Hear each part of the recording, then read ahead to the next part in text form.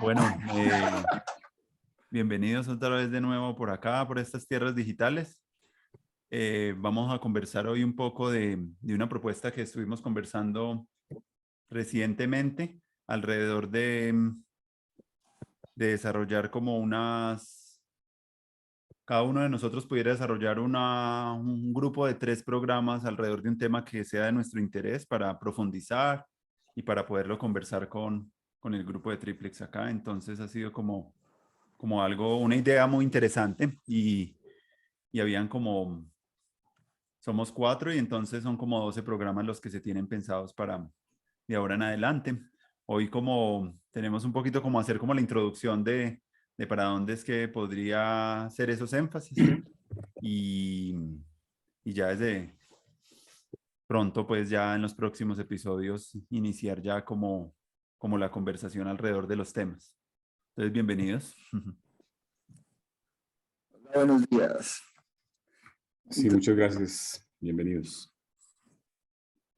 Sí, pues no sé, yo pues no sé cómo sería la dinámica. Habíamos pensado pues que íbamos a desarrollar un texto, no sé si al final vamos a hacer eso. Yo hice el mío, pues no sé si el momento que quiera, pues si quiere empezar, el que quiera. Sí, sí, si quieres empieza y ahí vamos ahí como conversando. Bueno, listo. Entonces voy a compartir la pantalla. Compartir. Manifiesto contra la novela negra y la literatura oscura. La batalla de Fernando. Bueno, espera a ver yo, ¿cómo es que lo que comparto? Pantalla, ¿cierto? Pantalla, ok. Compartir. Ahí salió y entonces creo que eso debe estar por acá. Listo. ¿Se ve? Sí. Listo. Entonces 9, creo que este es el 9, o el 8, no me acuerdo ya. Si es el 9 o el 8, ok. 9, voy a poner una interrogación. Bueno, 8. 8, ok, 8. Bueno, Las ganas de vivir, escritura psicodélica por James Delgado Giraldo. Aquí hay una foto de unos carteles que hay pegados en este momento por allá en las paredes de Bogotá, promocionando una exposición de Miguel Ángel Rojas. Pues el texto que aquí no está directamente relacionado a ese artista ni a su, creo que esto es retrospectiva de la obra de Miguel Ángel Rojas, entonces, pero me gustó la idea del yo, usted y el clan, como un poco como lo que estoy también como pensando, entonces, simplemente y empiezo. Lo monstruoso es lo que desborda lo formal. Don Juan, de Carlos Castaneda, comenta que el camino de conocimiento comienza con mano de hierro y termina con mano de duende. En la primera reconozco lo monstruoso, o sea, en la mano de hierro, esa filosofía del martillo machacante, la que no te deja inmediatamente abres los ojos, y entonces, dado que no hay sentido, porque todo está vacío, y la vieja fórmula budista, el vacío es la forma es el vacío, no es estética. Entonces, el monstruo en últimas es ese principio, en últimas es ese espacio intermedio que no es forma ni vacío, que no es conclusión ni principio, convicción desnuda aporía. Neti neti, ni lo uno, ni lo otro, ni ambos, ni ninguno. Lo monstruoso, algo en medio, todo revuelto, confusión. A esto debemos estar dispuestos si queremos ir más allá, a quebrar el caparazón con polluelos. Y esto asusta, así que vamos a tener que aprender de los bazuqueros ese vicio por el susto. por el estar al borde del miedo, la pálida, y luego, si se atraviesa un estado de plenitud tan profundo que quedas biológicamente enganchado, como la heroína o el nuevo fentanilo. Por supuesto que hay monstruos de monstruos y quiero proponer dos grupos grandes, los sublimes y los siniestros. Los segundos, o sea, los siniestros, sin duda son los innombrables, quienes tienen como característica más poderosa absorber la vitalidad del individuo. Curiosamente, esta función, que es la más terrible, termina siendo positiva, porque fuerza a quienes logran sobrevivir por los pelos la búsqueda de lo sublime. No hay términos medios para quien ha estado a punto de morir en manos de lo siniestro. Hay una concepción de belleza desde las ciencias cognitivas actuales que le escuché a John Verbeek, psicólogo docente de la Universidad de Toronto, escrito y que asemeja la belleza a la comprensión. En tal caso, ha sido plausible definir transitoriamente lo sublime como una belleza incomprensible y lo siniestro como lo incomprensible no bello, o como ya había sugerido, lo monstruoso siniestro.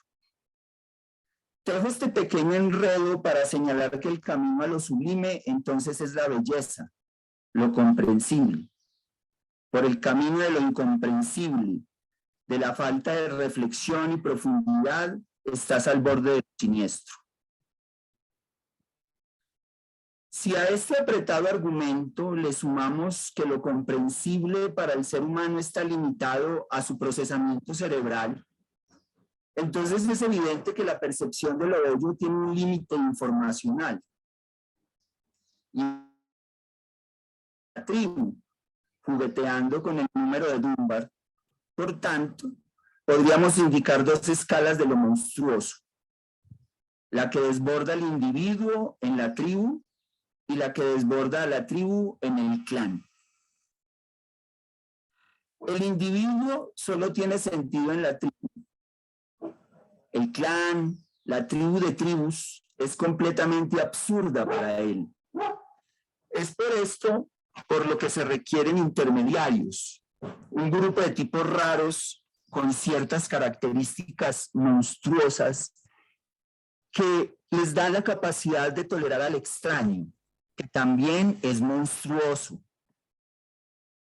En lugares especiales, creados a mitad de camino entre los mundos, se encuentran singulares criaturas a intercambiar proscritas costumbres, tribus. En esos ambiguos territorios yacen las pequeñas esperanzas de toda la humanidad. Día tras día y noche tras noche, pequeños grupos permanecen en anómalos rituales que deben ser aceptados por el bien de las relaciones intertribales. Las pequeñas paxes posibles dependen de esta caosmonía. Antes de terminar, me gustaría resaltar la diferencia entre lo sublime y lo terrible, ambas dos tipos de monstruosidad, de lo pre y lo pos.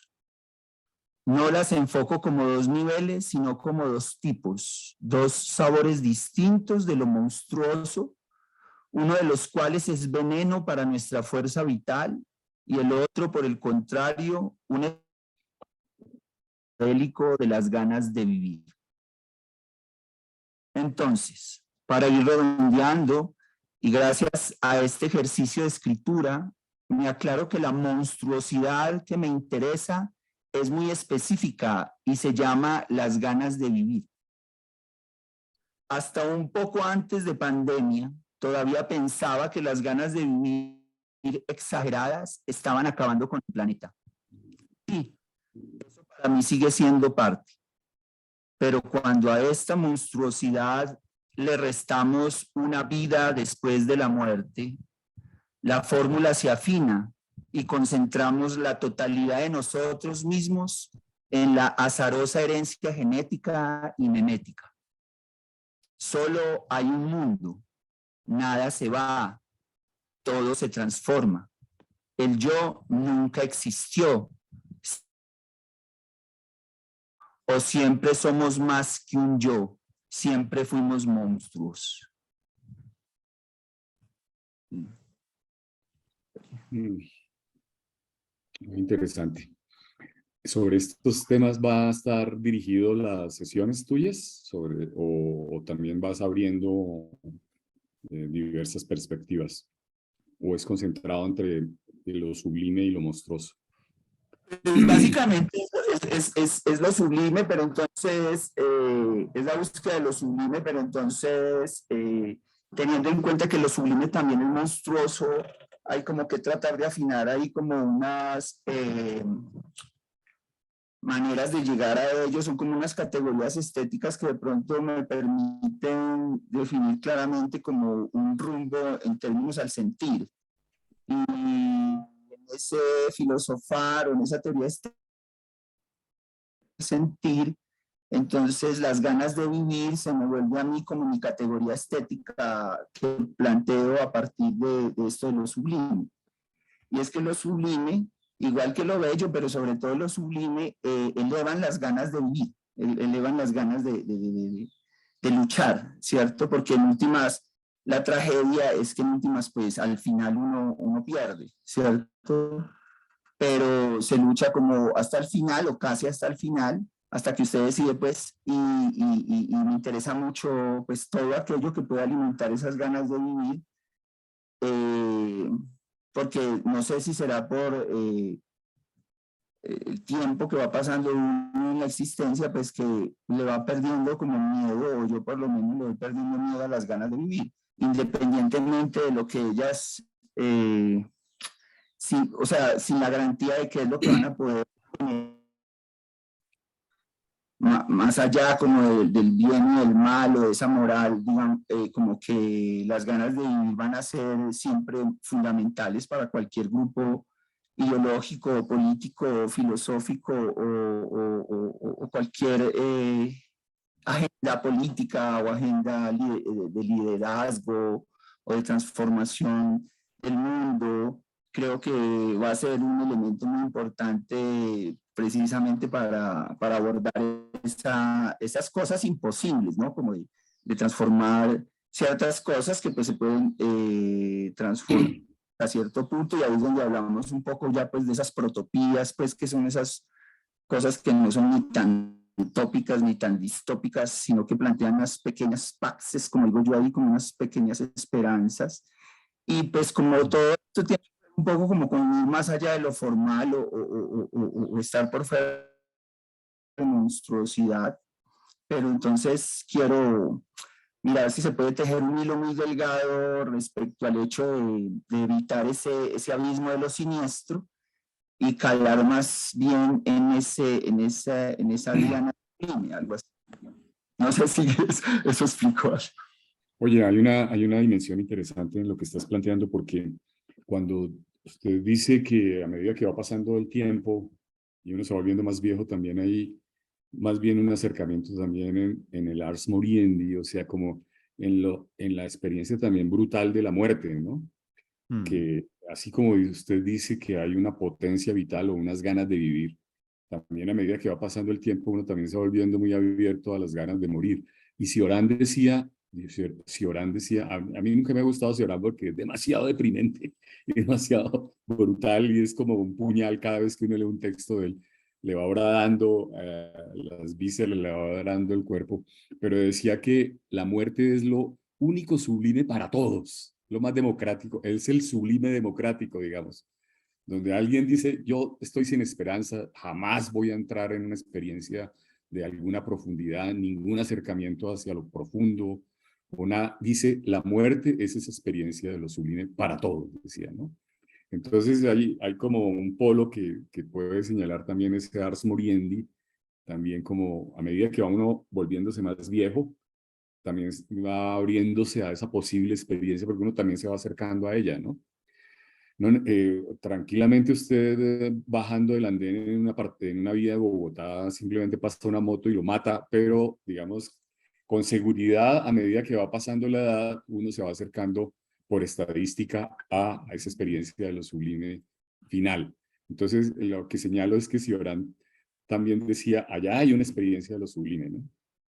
Allá habría, pero para todos, digamos, para todos, no para personas que tengan un compromiso vital o que se haya, digamos, abierto a otras posibilidades, a aperturas con los otros seres humanos, o con el arte, o con la creación, o con un devenir digamos, como un rapto estético, para no decir un rapto místico solamente, ¿no? Como un rapto estético. Entonces, eso también puede ser. Yo me voy acercando también a Lars Muriendi poco a poco, ¿no? Ahí voy olfateando ya a Lars Muriendi, ¿no? Sí, Paulatinamente. y hay una cosa que, que está potente en el texto porque es que lo sagrado es lo que une todos los contrarios, ¿cierto? Cuando una persona muere, la solidaridad de las personas que están alrededor como que se afianza, se buscan hacer como, se atraen, ¿cierto? Para encontrar de nuevo las ganas de vivir, ¿cierto? Y actualizar un poco la amistad que se viene construyendo. Entonces, como que renace un orden simbólico nuevo en uno, renace una nueva identidad. Entonces, pensaba bien la muerte y lo monstruoso puede ser la divinidad auténtica en el sentido que puede unir lo más maléfico con lo más benéfico, ¿cierto? Entonces unimos los contrarios. Y eso se ha visto mucho en las experiencias que hemos tenido nosotros cercanas a la muerte y al padecimiento de un dolor insoportable o a algo como difícil. Ahí hay algo como sagrado, curiosamente, porque en ese temor se da como una sensación de profundidad, de vastedad, donde como que se abre también vetas para el misterio de la existencia, ¿cierto? Es ahí como en esas brechas donde realmente pues puede surgir pues cosas realmente nuevas para uno. Curiosamente, por ser tan paradójica y tan difícil y tan misteriosa, es la capacidad de tener como lo más duro y lo más horrible y lo más bello. Entonces, como que esas categorías de lo monstruoso pueden ser interesantes hoy en día porque,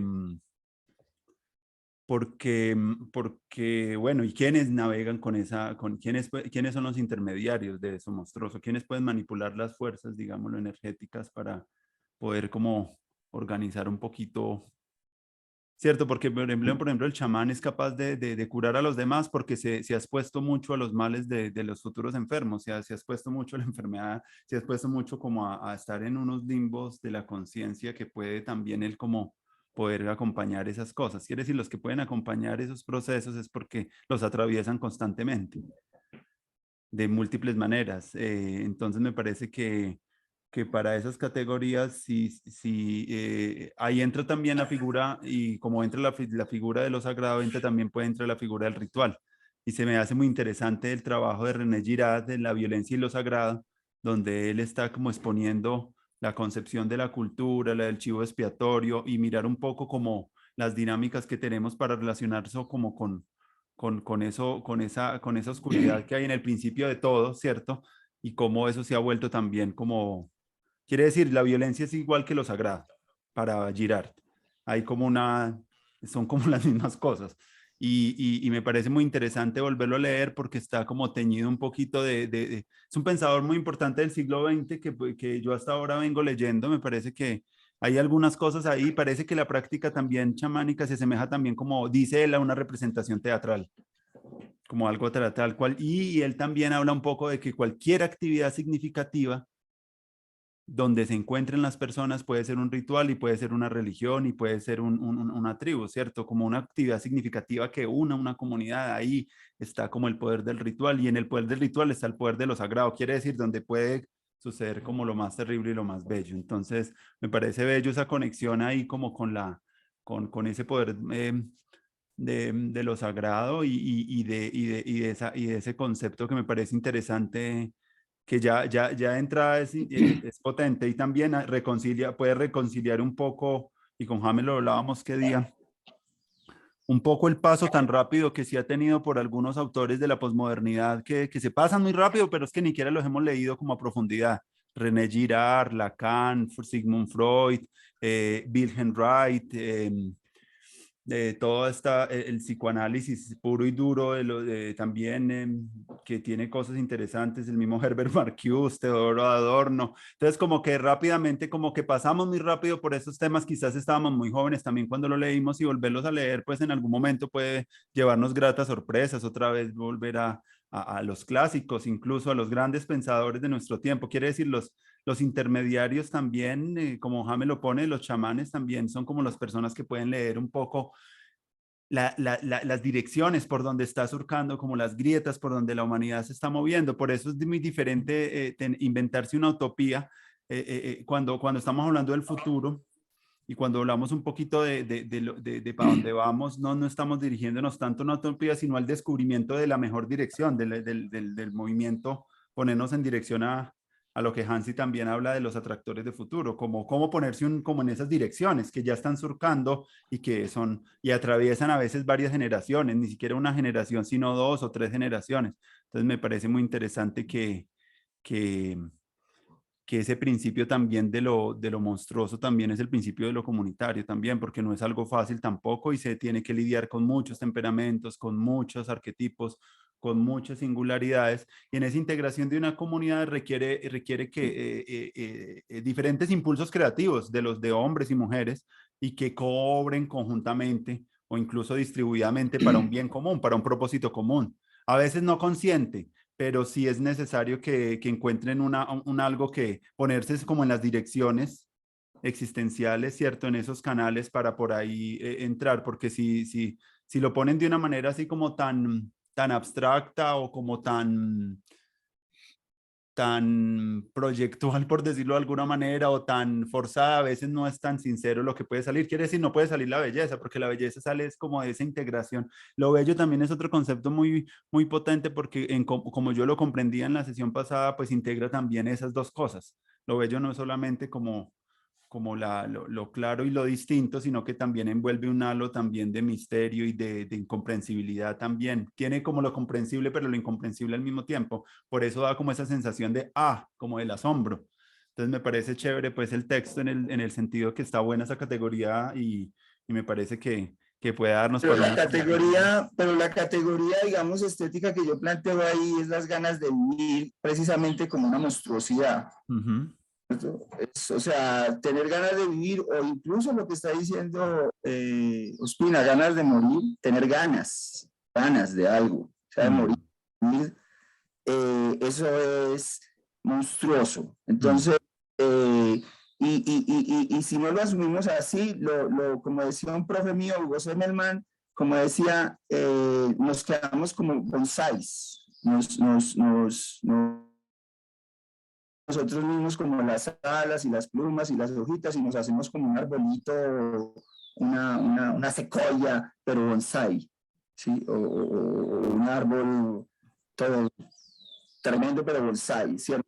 Porque no aceptamos la monstruosidad de ese árbol, ¿no? Porque no aceptamos la monstruosidad de esas ganas de vivir o de esa especie en particular. Y claro, pues que eso está muy del lado de la voluntad de poder de Nietzsche y obviamente pues que está más allá del bien y el mal, o sea que no obedece a un principio moral, no obedece al hecho de que es para hacer el bien. ¿Para qué son las ganas? ¿Para hacer el bien o para hacer el mal? No, las ganas son las ganas. Entonces esa categoría es como la que digamos pienso como seguir como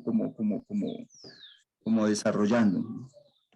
Óyeme, digamos, esa generación que dice Andrés que se pasó por encima o muy rápido, que fue mal llamado o bien llamado los maestros de la sospecha, ¿se acuerdan ustedes de eso?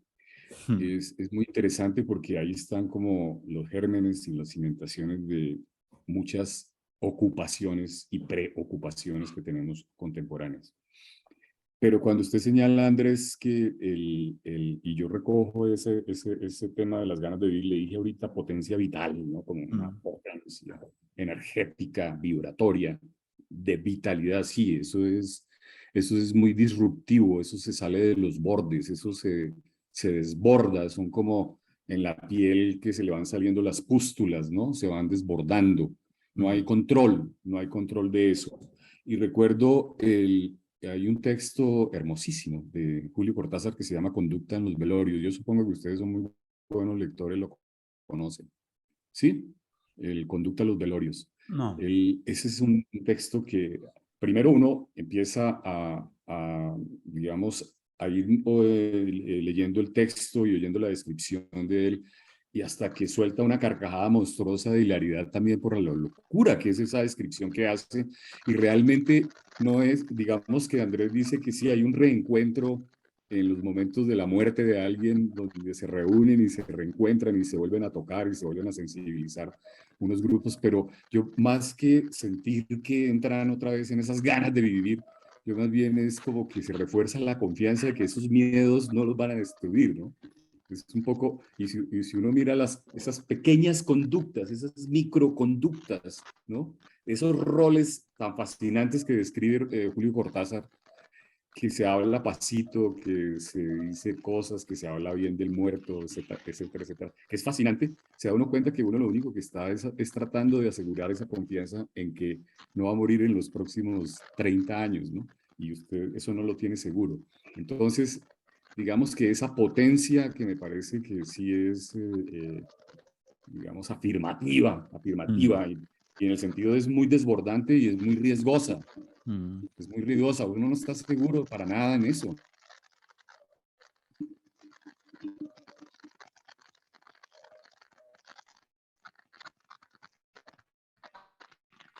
Se quedó pegado al cuadro.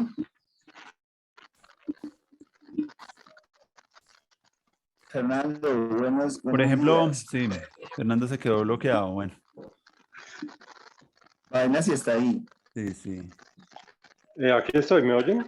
Sí. Sí.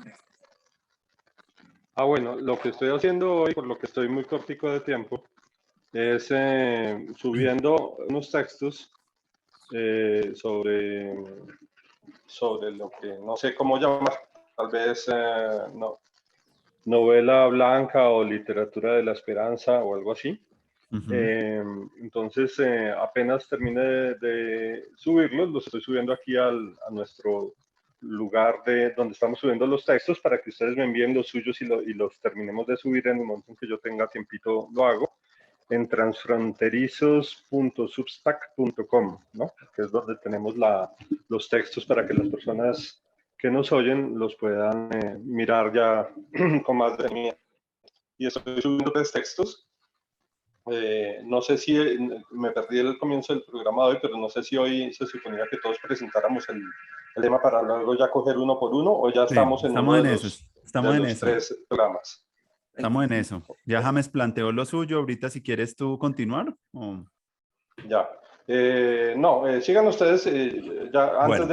antes de salirme del programa, ya les hago una pequeña intervención. Pero lo que me interesa más es por ahora que quede escrito que queden los textos en internet. Bueno, yo les cuento pues que pues también hice un textico corto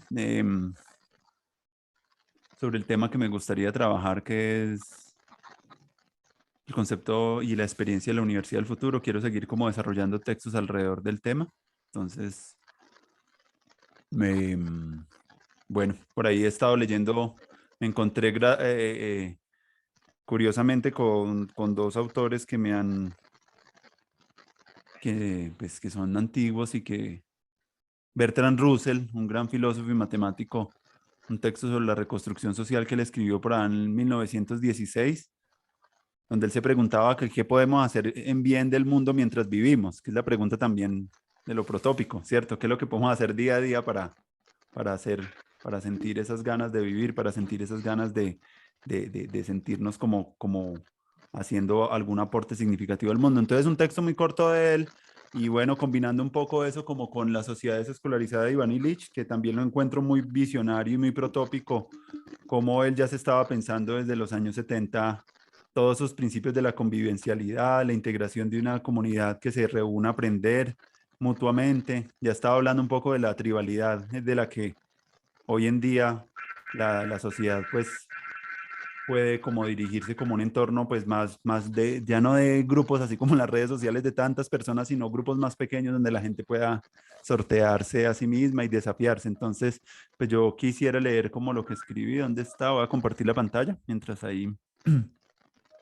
Pero bueno, les cuento que esos dos autores me llaman la atención, y con Bertrand Russell pues tampoco es que lo haya mucho yo trabajado, pero veo que tiene como fuerza, y ya se estaba pensando un poco esa relación entre religión y ciencia también. Y lógica y misticismo son uno de los libros que tiene él también. Entonces, bueno, yo quisiera hablar un poquito como del encuentro presencial que tuvimos el sábado, como un poquito de la memoria. Y bueno, dice así: primer encuentro presencial, Universidad del Futuro. Salí muy contento y motivado del primer encuentro presencial de la Universidad del Futuro, que tuvo como propósito conocernos entre algunas personas que están cerca a Bogotá y que participaron como invitados a las conversaciones de la serie de educación. Asistieron 10 personas, un grupo de edades variado, entre 40 y 70 años, y provenientes de campos del conocimiento muy diversos, tales como danza, teatro, ciencias políticas, sociología, artes visuales, cine, literatura, activismo social y la educación. La intencionalidad de los primeros encuentros presenciales se orientan a consolidar el equipo base de profesores para el espacio educativo que estamos creando, y que hasta el momento se perfila como una red educativa descentralizada y de liderazgos distribuidos por América Latina. En el núcleo del sueño se encuentra poder facilitar encuentros de aprendizaje intergeneracional e interdisciplinar que ofrezcan una diversidad de experiencias, prácticas y exploraciones en el contexto de la educación integral, donde se integren prácticas de autoconocimiento, entrenamiento en habilidades interiores transformadoras, arte, investigación social y liderazgos creativos y ciudadanos. El llamado del alma, es decir, lo que palpita más contundente en mí, se encuentra en poder organizarnos mejor como comunidad, así como fortalecer la amistad, los intercambios, la hospitalidad y la confianza. A corto plazo, creo necesario el fortalecimiento del equipo y de acciones que permitan perfilar los intereses, propósitos y la exploración de los protagonismos personales y colectivos. Para tal fin, podríamos realizar encuentros mensuales alternando los lugares de reunión y las provocaciones. A mediano plazo, siento valioso empezar a construir un plan de estudios concebido como un viaje compartido en el cual un grupo de profesores, posiblemente una triada interdisciplinaria, abre un aula con contenidos, conferencias, experiencias, talleres, incluso residencias, y donde los estudiantes que entran, ingresan, eligen de acuerdo a sus búsquedas e inclinaciones un número de cursos, y donde se comprometen en participar eventualmente con un grupo de conversación. A largo plazo, visualizo, además de la proliferación de comunidades de aprendizaje, redes de redes, universidades construidas por los ciudadanos, la consolidación de una plataforma digital robusta, transmedia, que articule los cursos, los contenidos, los blogs de los profesores y de los estudiantes, los proyectos y enlaces a otras redes y organizaciones afines. Las personas que participaron en el primer encuentro, a excepción de Ingrid Cuestas y Camilo Bocio, que los conocí ese día, han sido para mí amigos y amigas que en el transcurso de la vida he admirado por su ser y su obra, seres de mucha vitalidad, curiosidad, y que por sus experiencias vitales pueden aportar de maneras creativas a los procesos educativos. Todos ellos son un fractal de lo que soy yo, de mi identidad en movimiento, y también la fuerza que me motiva a materializar este sueño. Me atrae profundamente movilizar las experiencias, los saberes propios, los recursos y las habilidades de artistas, educadores, hackers, autodidactas, visionarios y líderes, con el fin de catalizar saberes relevantes para nuestro tiempo. Proponer nuevas formas de juego con personas que estén interesadas en desafiarse a sí mismas y construir una tribu con la cual aprender, crecer y experimentar. Un desafío para mí actualmente es diseñar comunidades a pequeña escala que permitan a las personas crear el nicho ecológico y de aprendizaje con el que quieren aprender y crear cosas maravillosas para el mundo. Precisamos millones de experimentos sociales y digitales similares en el que, a través del uso creativo de tecnologías y en el contexto de la vecindad, podamos reinventar y prototipar nuevas formas de enseñar y de aprender. Es muy útil para iniciar la futurología educativa y el ritual de iniciación planetario, estimular las protopías, que se expresan en formas de una actitud cotidiana de acción y de pensamiento afirmativo e imaginativo, donde materializamos lo que queremos para nosotros y para las futuras generaciones. En clave de abrir nuevas conversaciones, intensificar los procesos de comprensión, colaboración y co-creación. Algunos de los conceptos que han venido surgiendo de las conversaciones entre amigos y de los que quisiera seguir profundizando en los siguientes programas son: uno que James propuso, del esclarecimiento de las verdades culturales; El de Fernando me gustó mucho, ese de curaduría humana, poder seguir profundizando en ese concepto me parece que territorialidades emergentes, lo propuso Michel Zavala, o Wibi. El currículo como viaje fue otro concepto que me gusta, que quiero desarrollar, que todavía no es algo que tenga ya, pero como hacer un contrapunto a la educación obligatoria y al pensum tan rígido, como buscar el currículo como una experiencia, como si fuera como un viaje. Hay uno que Pedro Zapata, el amigo también que vino el fin de semana, también ha propuesto en su conversación y en su entrevista. Él hablaba de los aprendizajes como caminantes del mundo, los aprendices como caminantes del mundo y la práctica de escuchar la sabiduría sagrada de los niños. Pilar Cuevas ha hablado de las poéticas del buen vivir urbano y ha sido un tema que ella le ha apasionado. Las pedagogías del fogón, de Fernando Torres, de un amigo acá bogotano también. Él se pregunta, ¿dónde están nuestros tizones? Y entre más fueguitos encendidos, más vida sabrosa. Él hablaba un poquito de las pedagogías del fogón y de su experiencia en la infancia como con la cultura campesina.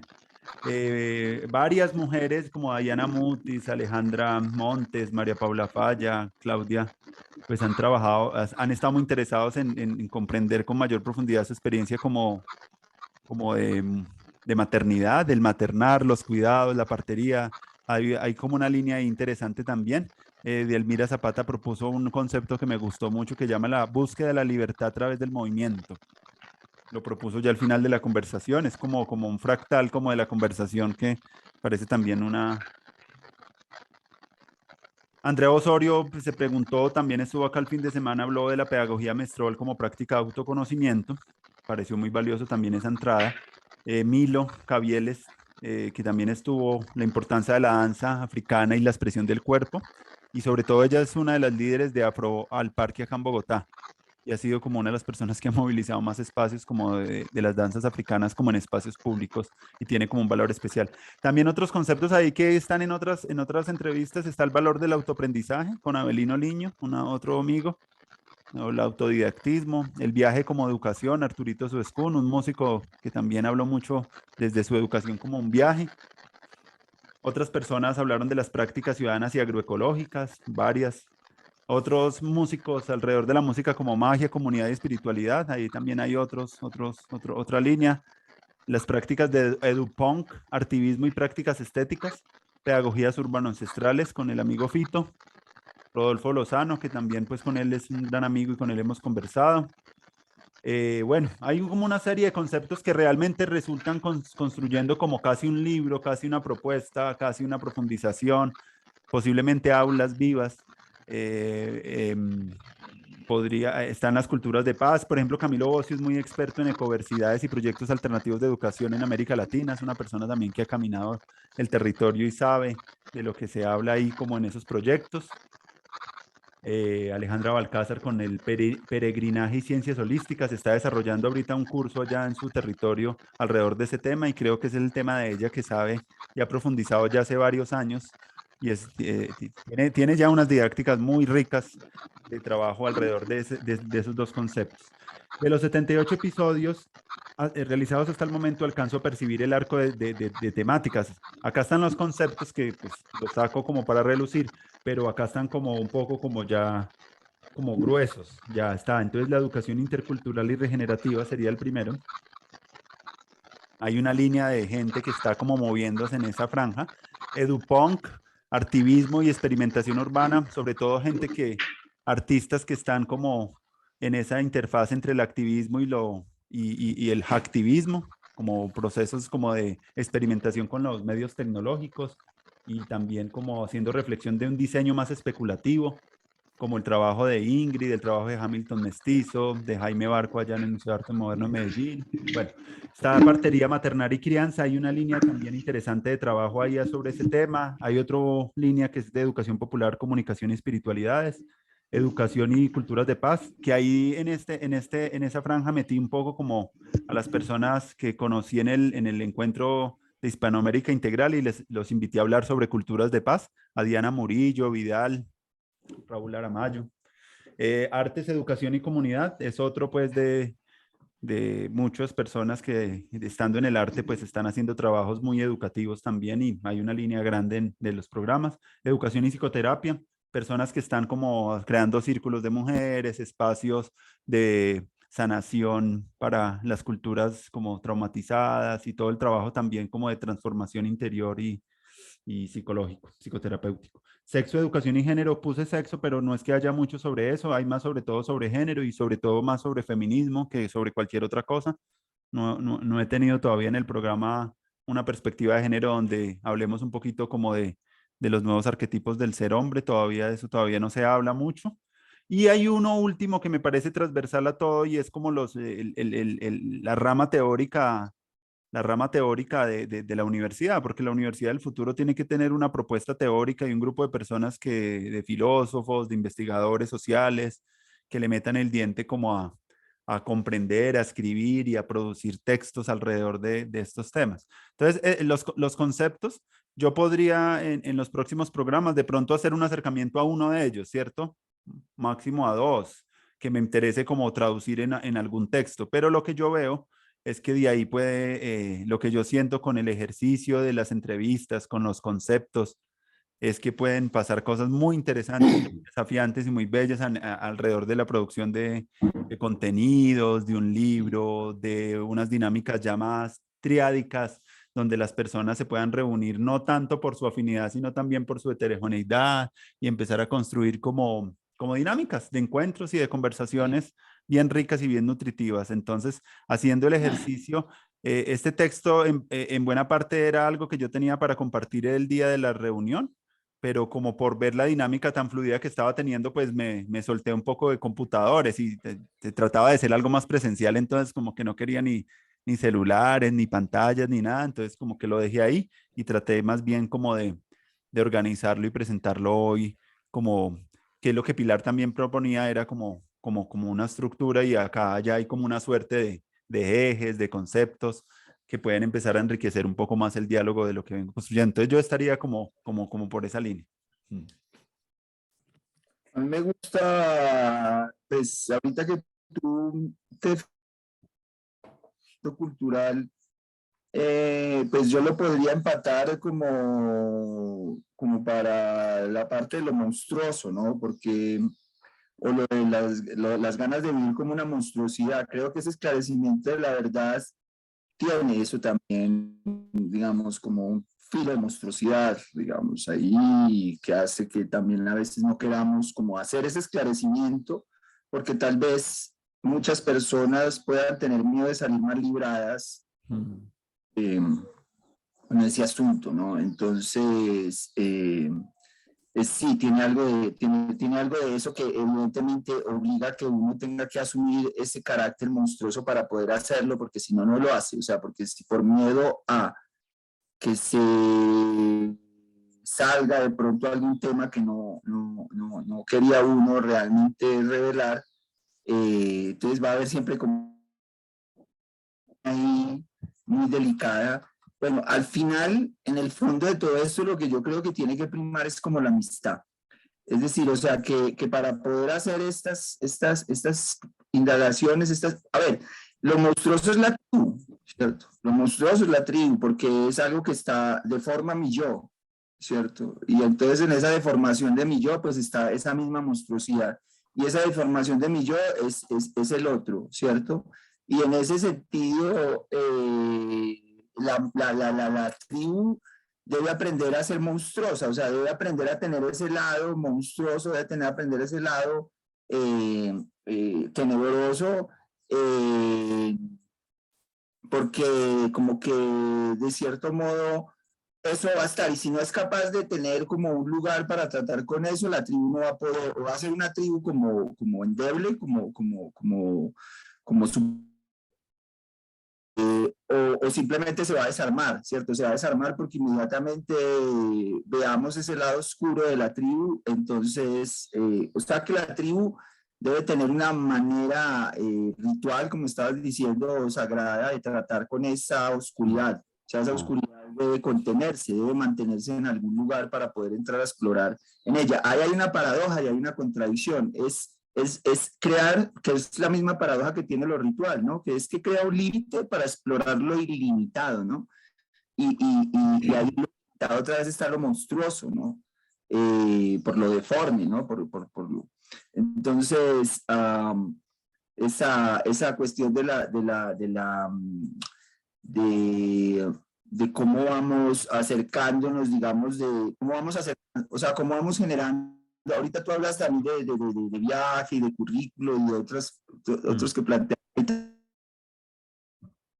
como plantea, digamos, Edelmira y toda esa cuestión, es decir, en últimas, cómo vamos a ir acercando nuestros lados oscuros, ¿cierto? Y eso es lo que creo yo que hay que diseñar, digamos, porque lo otro de cierta manera ya está diseñado. El centro comercial, las calles, el arriendo, los 7 sacramentos, la ida a misa, la meditación, bueno, etcétera. Todo eso de cierto modo ya está diseñado, pero lo que no está diseñado, porque creo que depende en cada caso, es particular, depende en cada caso, es cómo se acercan esas monstruosidades o esos lados oscuros de unas personas para poder hacer tribu, ¿cierto? Porque lo contrario también sería que se creerían como santos, ¿no? Entonces sería bien peligroso también, porque entonces sería un grupo donde todos se creen buenos, ¿sí? Es clave eso, porque estamos apuntándole a lo mismo, estamos apuntándole como a la necesidad como de hacer grupo, de fortalecer los grupos, de fortalecer la amistad como base para que se hagan cosas posteriores, porque yo también puedo escribir teoría solo, yo puedo filosofar solo, pero lo interesante, lo realmente interesante ahora es que yo tenga como una familia, como un grupo que me está como haciendo pensar, que me está haciendo constantemente como llevándome como a reflexionar nuevas cosas. No que yo simplemente como que pienso yo solo y me contradigo yo solo y me dialectizo yo solo, sino que tengo otros con los cuales, y también pues lo intergeneracional y también lo transgénero que puede haber ahí en la tribu, ¿cierto? Que puede haber ahí en la comunidad. Sí o no, no es que tenga que haberlo, no es que uno tenga que hacer un chulo como decir, tengo un transgénero, bueno, tengo un niño, bueno, tengo una abuelita, bueno. Está abierto a que sea con cualquiera de esos rangos de personas, pero igual tú no puedes mentir la amistad, tú no puedes mentir la organización, tú no puedes mentir los años que has conversado con otro y no puedes mentir los libros que has leído, las experiencias que has tenido. Entonces, desde esa honestidad es que la comunidad me parece a mí que puede generar ese elemento interno que llama sagrado, que llama ritual. Yo ahorita hablo de esa palabra de Alexander Barr, de lo tántrico, digamos, como, o lo que llaman a veces como los contenedores también, que llama Thomas Hubel, como unos contenedores para contener algo que si se sale se vuelve, se desvaría, si se deja salir de ahí como que pierde, o sea, aparece esa monstruosidad, pero ahí ya aparece esa monstruosidad que yo llamo siniestra, ¿cierto? Que es cuando tú ya lo monstruoso dentro de tu propia tribu, entonces ya te vas, digamos, contra el chivo expiatorio, ya te vas contra otra tribu. Y bueno, y todo eso en relación a nuestra tribu, pero también entendiendo que nosotros somos un poco como intermediarios o algunos por el hecho mismo de ser un poco raros, ¿no? O sea, de estar un poco como preguntándonos estas cosas, haciendo estas cosas, eso nos lleva a ser también unas personas que estamos de cierto modo como entre mundos y que podemos como ayudar a conectarlos porque tenemos mayor tolerancia como al extraño, mayor tolerancia como al raro, porque también es monstruoso. Y eso es cosmopolita, ¿no? Entonces, no todo el mundo tiene la capacidad de estar abierto al extraño, ¿no? O sea, de estar abierto al extraño y al extraño y al extranjero, pero sabemos que tampoco sabemos las fronteras, porque al interior de las mismas fronteras las tribus sí son bastante celosas y es una cosa que podríamos decir que es natural, digamos, de la cohesión de la tribu, y hay cierto celo a proteger ciertas cosas, ciertos rituales, ciertas cosas que hacen, digamos, al interior al interior de sus grupos, ¿cierto? De una manera ya no tan visible, ya no tan pública, sino de una manera como más íntima, más secreta. Entonces ahí adentro, que haya un extraño ahí adentro ya es difícil, ya el extraño que llega allá ya es una invitación muy especial. O porque es otro chamán que viene de otra tribu, o es otro sabio que viene de otro lado, pero si no, no te dejan entrar ahí a esos lugares más centrales, porque con esos lugares más centrales las tribus son, una buena tribu es muy radical, digamos, de lo sagrado, del corazón, de su energía, digamos, de su atención. Entonces, Y ahí se juegan como una tensión también dentro de la sensibilidad hacia lo social que se preguntaba dentro del encuentro, y era hacer que le llegue a personas que no le llegan las cosas, y por el otro lado una concepción de lo tribal como juntarse con las personas con las cuales tú resuenas más, y tú puedes empezar a unir, incluso a tenerlos a los estudiantes que requieren más ese aprendizaje, no hacerlo como de una manera tan masiva como lo pensó como la escuela en la industrialización y como una cosa muy masiva, sino como cosas más de pequeñas escalas, y más priorizando más ese contenedor y cómo eso puede volverse como un espacio de magia para todos, y no tanto pensar que si llevamos a una diversidad pueda que es lo que Thomas Hube también plantea mucho cuando se hace ese trabajo de integración de la sombra colectiva, con el trabajo como con personas que han tenido pasados muy violentos y muy fuertes. Él lo que nota es que lo que se crea es como un campo, un contenedor, que es el que realmente es la medicina para todos, y es la capacidad de atención que se pone en ese momento y de presencia que tienen todos los participantes, que se crea algo como transpersonal, que algo como que empieza a tener como algo que es más allá de la suma de la presencia de todas las personas, pero crea algo que lo que dice el otro y como el lugar que tiene el otro es como lo que se necesitaba para tu propia medicina. No es porque alguien te la esté dando, sino que es el contenedor, es como el ergor, por decirlo en los términos como que hemos hablado también acá, como ese espíritu que surge en lo colectivo. Entonces, para poder que ese espíritu también pues emerja de las maneras más novedosas y más bellas, pues tiene que también tener un poco esa capacidad de la restricción y de lo privado también, para poder que vaya. Por eso también yo me resguardo un poquito como a abrir grupos en WhatsApp para el grupo, porque yo no quiero como llenar eso como de información por el momento, sino como esperar que el grupo vaya avanzando más y mirar los canales, cómo nos vamos a comunicar, porque yo siento que a veces muchos grupos la gente se va cansando y se va retirando de los grupos por mucha información, ¿cierto? Y no se trata de que sea un grupo más de la universidad, sino como buscar que se pueda en ese sentido. Y en ese sentido yo le decía a Camilo que ese concepto era muy tántrico, en el sentido que íbamos a contener un poquito más la energía, no la íbamos a estallar todavía, sino como a tener ahí, como si estuviéramos jugando como con un fuego ahí interior, un fueguito que se está construyendo, y ahí van a surgir incluso lo que realmente puede ser más novedoso para la educación. Si no anteponemos eso, pues cada uno va a hacer lo que ya sabe, vamos a llegar a lo que ya sabemos. Quiere decir, ir hacia el no saber, como principio de la universidad, es algo muy bello, y es ponerse y es un ejercicio que requiere también calmar muchas cosas, muchas ansiedades, muchas tentaciones de querer ya verlo todo, ¿cierto? De esa emocionalidad que lo embarga a uno a veces los proyectos, pero yo creo que desde que lo sepamos hacer bien, estaremos haciendo algo realmente nuevo, no estamos repitiendo algo, como poniendo lo que se le ha criticado como a los proyectos tecnológicos, que es como visiones antiguas como con formatos nuevos, y ahí eso, ni no podemos caer en una cosa así. Tenemos que ir a lo tecnológico, en lo radical que es lo tecnológico desde el principio, que son las redes distribuidas, la inteligencia colectiva, la cooperación entre personas. Eso es como la fuente de la metáfora de las redes, que incluso pues las grandes corporaciones lo cooptaron por otro lado, pero ahorita en la web 3.0, que es la que vamos a entrar, es una red ya más pequeña, es una red ya más selecta, incluso entre comillas más aristocrática, en el sentido que es la reunión de personas afines, y no con todos, sino como con un poquito de lo que... Y eso es bonito porque esas redes, entonces ya no vamos a tener 3.000 amigos, 20.000 amigos, sino que vamos a tener 5 o 6 con los cuales ya empezar a desarrollar un trabajo mucho más profundo frente a los temas. Entonces ese es como el devenir un poco de esa transición de la madurez incluso de la web.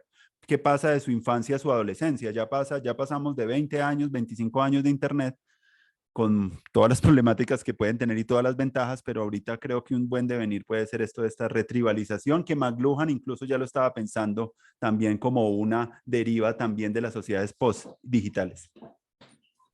Oye, yo voy a, espero que no me vaya a perder en estas conexiones rotas que se van haciendo, que también son interesantes.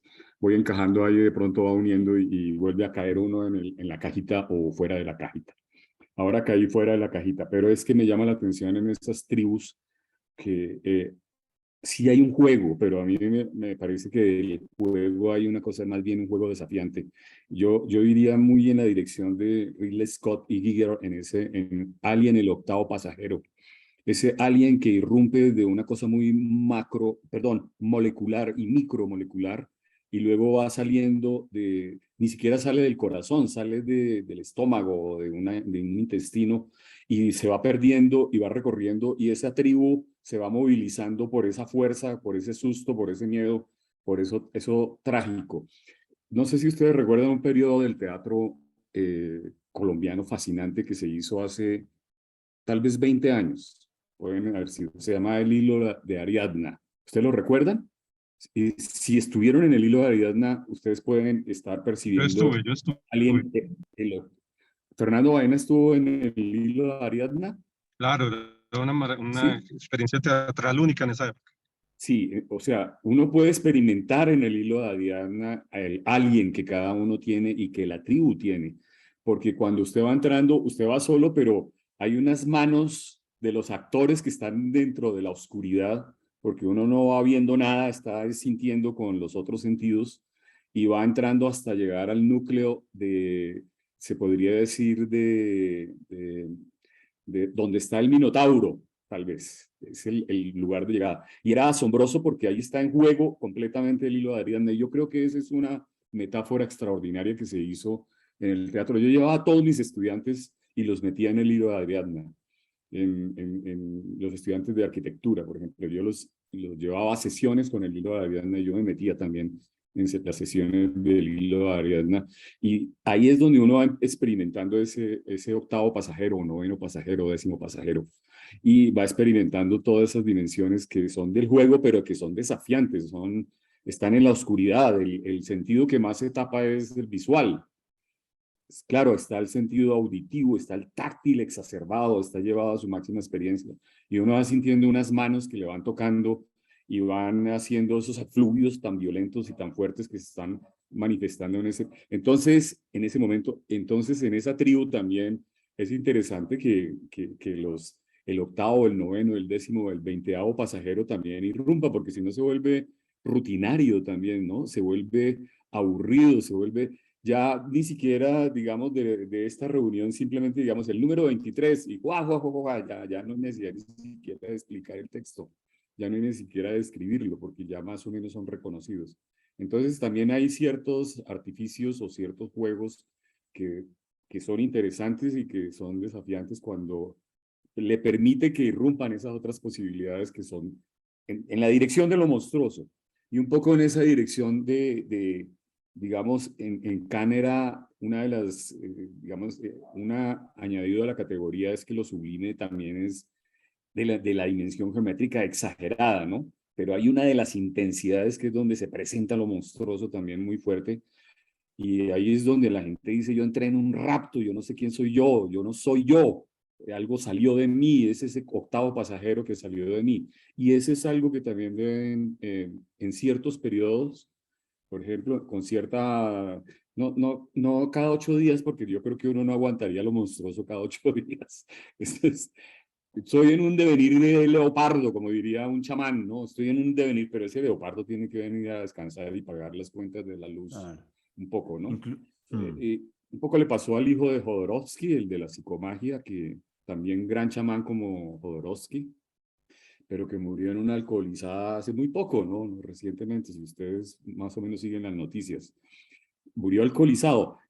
Para mí es fascinante la cosa, porque yo creo que él entró también como no solo en las dimensiones de la clara luz, sino también en las expresiones monstruosas, y murió, algo que nosotros no sabemos qué está pasando allá. Entonces también se presenta, y yo creo que periódicamente eso debe suceder en una en una tribu. Mm. Thomas Hughes dice una cosa muy bella en el libro que él sacó después de la experiencia de trabajar mucho con comunidades y sobre las cualidades de las personas que trabajan o que intermedian esas energías tan fuertes como las que se trabajan cuando se está operando con traumas colectivos muy profundos. Y él sí confesó lo que Fernando Espina está diciendo, que en esa intensidad pues no se puede estar todo el rato y que incluso se tienen que tener prácticas de higiene interior y de ir a la naturaleza y de ir a estar en algunos espacios para recargar, porque son tanta energía la que se mueve en esos espacios que si el terapeuta o la persona que está mediando con esa energía o el chamán, el arquetipo del chamán, está haciendo eso y no se protege y no se cuida, pues se puede caer en un cansancio, un agotamiento y un despilfarro de la energía que puede ser miedoso. Entonces él llama mucho la atención a prácticas de higiene interior y como que cuando va convirtiendo que eso requiere, y para él una de las más fuertes es como de el no hacer y el estar como en un espacio más contemplativo y más tranquilo donde no esté como ya esté como un poco ya más como sentando. Y bueno, también yo me pregunto un poco eso por esas experiencias donde uno a veces está más sembrando y otras más cosechando, ¿cierto? No todo el rato uno puede estar sembrando y cosechando al mismo tiempo. Se requiere como que esos momentos. Y incluso hay ciclos donde uno se ve más empujado a ciertas cosas y otras veces como más hacia adentro. Y eso es muy importante tenerlo, pensar que yo creo que dentro de la tribalidad, si hay una consistencia permanente, vamos a poder descubrir un mundo de cosas que ni siquiera sabemos nosotros de nuestra masculinidad, de nuestro ser, de nuestra propia conciencia energética. Porque pues la reconocemos estando con nosotros, no cada uno ahí aparte pierde mucha energía también. Es una manera de Mira, optimizar energía, estar en tribu. Hay un ejemplo que quiero traer aquí a colación, no es ni de grandes pensadores ni nada, sino de esos programas que hacen, es que no me acuerdo cómo se llaman, donde, como la Voz Kit, ¿eso cómo se llama en el lenguaje? Pero es para emprendedores, no para cantantes. Entonces yo le mandé a Fernando Baena, que tiene a veces las preocupaciones del emprendimiento y cómo encontrarse con ese monstruo, ese alien, el octavo pasajero, que es el del emprendedor, que a mí me da una risa porque a mí me importa un carajo el emprendedor y yo no quiero ser emprendedor ni nada. Yo quiero de pronto ser un vago, pero hay una niña que yo le mandé a Fernando Baena que tenía como unos 8 años o algo así, con unos grandes empresarios que eran como Los Ángeles inversionistas, ¿no? Y yo quedé alteradísimo, es porque yo a esa edad debería estar chupando dedo y jugando en la calle y evitando dormir y correteando por todas partes. Y esta niña ya tenía se los voy a mandar porque es asqueroso. Esta niña ya tenía emprendimientos y todos quedaron asombrados. Pero mejor dicho, Leonardo da Vinci es un bobo al lado de lo que esta niña de 8 años con sus emprendimientos y consiguieron financiadores ángeles, ¿no? Pero desde los 8 años, y dice, esto también tiene ciertos ciclos. Uno no puede estar haciendo, o sea, imagínense cuando tenga 25 años debe estarse suicidando, porque yo creo que el mundo debe estar agotado, ¿no? O sea que me pareció monstruoso y yo creo que también hay que aprender a tener esos ritmos. Y estos grupos sufren de esos ritmos. A veces en un momento sentimos que esto se bajó porque estamos bajos de energía o estamos redundando o las ideas no fluyen, pero hay otros momentos en que alguien disparó algo y nos soltó y nos botó otra vez a las estratosferas y eso es necesario mantenerlo. Pero les voy a mandar a Triple X el que yo le mandé a Fernando Baena porque es espantoso. O sea, yo creo que sí. Tenemos niños emprendedores a los 8 años, ya este planeta será del narcouribismo, pero con plenitud, y de Fernanda Cavallo, personajes de ese estilo, ¿no? Entonces hay que tener, digamos, cierto cuidado en eso también, cuidarnos en eso. Sí, lo de los niños, sí me parece muy importante eso, también tiene que ver mucho lo de lo adulto, o sea, lo monstruoso también tiene que ver mucho con la franja adulto. No quiere decir que no haya monstruos en los niños y los adolescentes, pero como que ese ritual ya, ese deseo de buscar el alien, como dice Ospina, de una manera casi premeditada, que para eso es el ritual y las sustancias psicotrópicas y bueno, y todas estas cosas y el emborracharse, el embriagarse,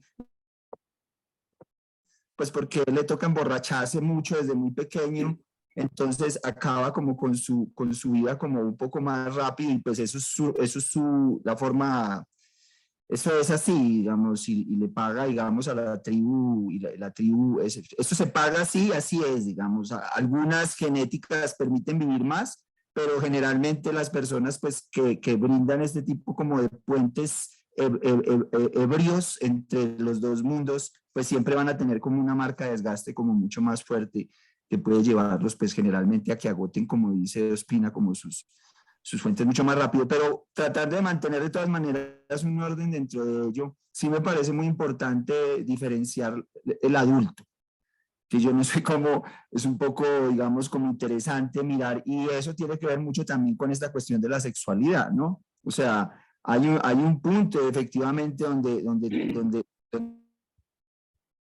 tránsito, ¿no? Como un tránsito, y me imagino que es la adolescencia, ¿cierto? Donde está el despertar sexual y bueno, y donde incluso la misma ansiedad de tener una relación sexual debería enfocarse más bien al blugineo y a la besuqueada y a la toqueteada y toda esa cosa, y alargar mucho más ese asunto, porque creo que en el adulto es donde realmente se libera, ¿no? Donde supuestamente se libera, tengamos educación sexual o no, es donde supuestamente ya entrar a los burdeles, puedes entrar a las casas de citas, es decir, te dan este documentico que se llama la cédula de ciudadanía de mayoría de edad, y tú ya puedes meterte a cine porno y puedes meterte, digamos, pues, estoy diciendo en el tiempo en que había que meterse a cine porno, pero para meterse a burdeles no digitales y toda esa clase de cosas, pues también allá generalmente, pues, medio legales también presentan parece interesante nosotros como hombres, es un tema que a mí me gustaría también que pensáramos o que reflexionáramos dónde está la línea y que nos divide de los niños y que nos divide de los adolescentes como adultos ya que supuestamente tenemos que asumir unas responsabilidades de toda esta experiencia sexual y esa línea cómo se diseña también, porque parece que esa línea hay que diseñarla, ¿no? Esa línea la diseña cada cultura, a veces como rituales de transición, a veces como espacios. Yo creo que nosotros la hemos diseñado un poco hablando de esto de la preadolescencia y la adolescencia, pero pues hoy en día, pues con toda esta información de la pornografía y toda esta cosa en internet, pues uno no sabe exactamente dónde está la franja, y ahorita esa pornografía pues también puede aparecer en el emprendimiento, ¿no? O sea, digo yo la pornografía un poco en el asunto pues de la exageración, ¿sí? Y que es monstruosa, y como dice Ospina, entonces ese monstruo parece sublime, que es lo que yo quiero hacer la diferencia, ya es como, bueno, o sea, espera un momento, es como pornografía infantil, ¿no? O sea, casi eso, emprendimiento infantil es casi como pornografía infantil. O no sé qué piensan y cómo se pondría esa línea y de qué manera se diseñaría. No sé qué se les ocurre. Oye, es que para James, Andrés y Fernando, nosotros debemos tener pues precauciones porque nosotros de alguna manera trabajamos en la pedagogía y con jóvenes, o con más jóvenes. Ya enseñarle a más viejitos ya sería un programa de otro orden, pero nosotros normalmente trabajamos con gente más joven, digamos. Entonces tenemos que tener ciertos cuidados en eso porque podemos estar deformando a mucha gente. Esa niña que yo le mandé a Fernando Baena no solamente es, yo lo he encontrado en los talleres de crecimientos personales donde ya yo, un adulto ya de 40 años haciendo un trabajo de constelaciones familiares, de cualquier cantidad de vainas, de cualquier cosa, y de pronto sale una niña que tiene 13 años y habla como si fuera Jesucristo frente a los señores de la sinagoga de 12 años diciendo una sabiduría, y yo digo, yo volteo a mirar y digo, pero si es que esta no se ha quitado el bombón de la boca, nunca la ha cagado, ¿sí?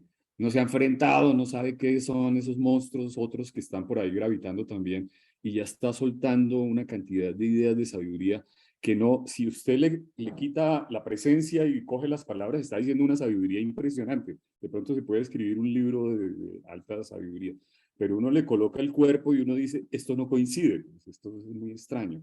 Y nosotros somos pedagogos, de alguna manera estamos educando, haciendo que la gente toque futuro, o vea pasados o vea presentes. Tenemos que tener ese cuidado, porque esos monstruos son más peligrosos que cualquier otra, digamos, es un monstruo muy peligroso. Es un monstruo con una bomba de hidrógeno en la mano, ¿no? Es muy peligroso. Y él mismo está deformándose, ese personaje se está deformando. Entonces, si es emprendedor o es espiritual, que tiene 10 años, pues yo siempre le tengo mucho cuidado, ¿no? Me voy alejando muchísimo porque me puedo perder ahí en la explosión. Tiene que ver mucho con la sexualidad, pienso yo, o sea, tiene que ver mucho con la sexualidad, en parte, y ahí metiendo un poco lo que tiene que ver algo con la violencia, como lo que decía Andrés también de dirá esto de que lo sagrado es lo violento, y en esto hay, y el sexo es como una forma de violencia de cierto modo que pues se puede disfrutar y también puede tener riesgos. Y el arte también creo que está por ahí al lado, pues el verdadero arte está por ahí por los lados como de lo sublime, de lo monstruoso también de cierta manera, de llevar como al ser humano como a más allá de sus. Entonces, yo sigo pensando es entonces qué se pone, qué talanquera se pone allí, o sea, cómo se, parece que es muy importante. Es lo que estamos diciendo como cuando no todo se puede grabar, no todo se puede mostrar, algunas cosas tienen que ser sin celular y tienen que ser allá detrás de una puerta.